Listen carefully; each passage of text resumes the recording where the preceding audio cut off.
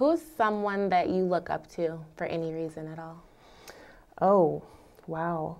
Well, I looked up to my parents a lot and to my grandmothers. Both of my grandfathers died when my father's father died when he was a baby, and my mother's father died when she was a little girl. So I had grandmothers, and they were very strong in an age when women were not expected to have their own household, to do things that women were not supposed to be able to do, and black women were not supposed to be able to do. And so they were very strong, and I looked up to them a lot. And my parents I looked up to because they went to school and got their degrees after my sister and I were born, and I think I was in kindergarten. My mother started going back to school, and I always looked up for them for going back to school and getting their degrees. And my father went from making bagels and moving refrigerators. When he used to, in New York, you'd tie furniture to your back with straps and walk them up the steps. And he got a business degree and started working for a big firm. So I was very proud of him for that. And I was very proud of my mother. She got a degree and learned how to be an occupational therapist, and she worked with handicapped children in the New York City public school system. That's good. So they're great role models. From either your parents or your grandmothers, was there something that you still remember to this day that they taught you, or a saying that either of them used to say, or anything that kind of just stuck to you? Ooh, well, my grandmother, like many women of her age, always used to preface everything with, if I live till tomorrow. And we'd laugh at her a little bit because, it's like, okay, Grandma, can you just guess that you'll be here tomorrow? I'm not asking for 5 years from now, but just tomorrow. But she was right in that you never know, so try not to have regrets. And I'm very proud that even though both of my parents died suddenly, that I'm confident that they knew that I loved them and respected them and was proud of them, and the same was true, that I knew that about them and their feelings for me. And then another saying my grandmother had was, don't assume anything because you make an ass out of you and me. So try not to just look at something and make a snap judgment. Right. Those are both things to remember, I think. Do you think that from her telling you those things that you followed them?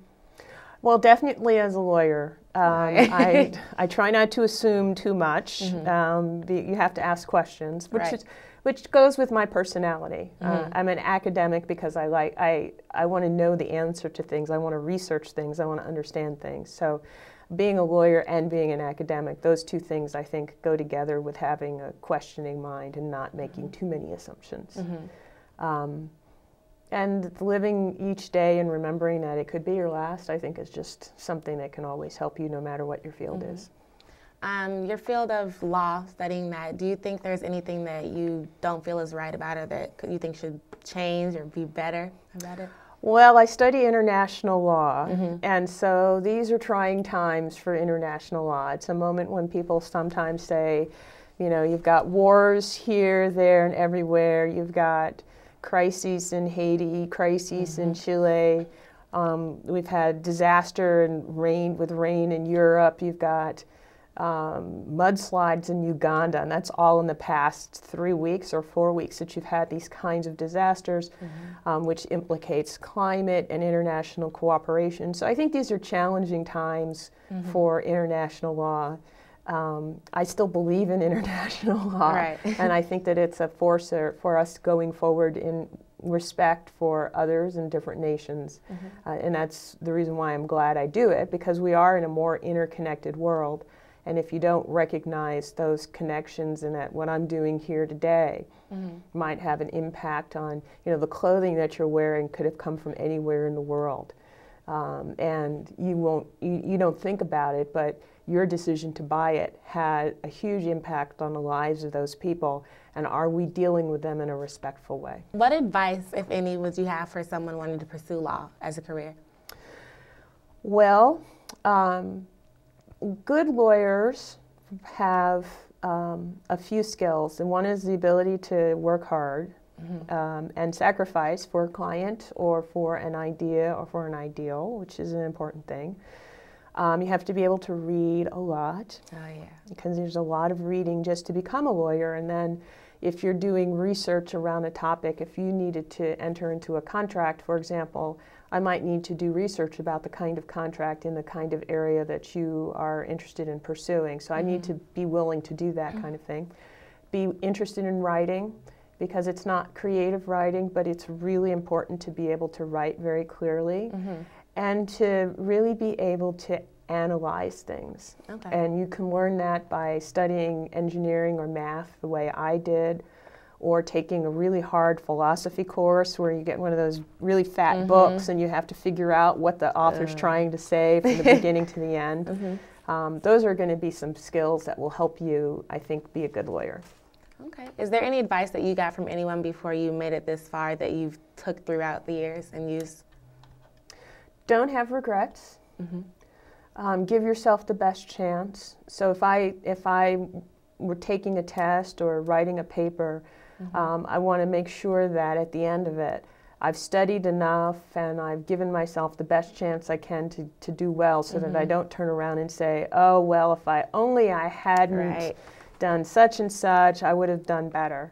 That involves making a choice. So sometimes you might choose, you know, okay, now is the time for me to de-stress by going to see a movie or taking a weekend off, but then you don't regret it. You recognize that you're doing that for an equally important reason, which is to you know, not go crazy. But to try and not have regrets and give yourself the kind of preparation for the tasks that you want to be successful at. Okay. There's been a lot of different things going on certain sides of the Iowa City, like the southeast side and versus the other side. Do you think that, what's your input on that? Do you think that, have you experienced anything that you can kind of say, well, yeah, this side's better, this side's better? What do you think? I haven't had a bad experience living in Iowa City, but frankly, I'm privileged because I work at the university and I'm a professor. And I think also I have the status and the stature that people don't tend to give me grief. Right. But I have heard and seen things that caused me to be very concerned, particularly the way some people will equate being black with being from Chicago and start talking about, oh, those people from Chicago, and give people all sorts of attributes that they'll just make up. You know, like, oh, well, you know, those people from Chicago, they don't have good educations. Those people from Chicago, they're all on welfare. Those people from Chicago, they all are thieves. And I'm really troubled by that. And I know it's not just for the African American community, it's for just being an increasingly diverse city, which Iowa City is. It's much more diverse than it was when I moved here. I can see it. And I hope that Iowa City, together with the university and the big companies in town, will begin to embrace the idea of being proactive. And not just saying, well, as long as we have good intentions, it'll all work out well, but saying we are becoming more diverse. What do we need to do to make sure everyone has a good experience? Okay.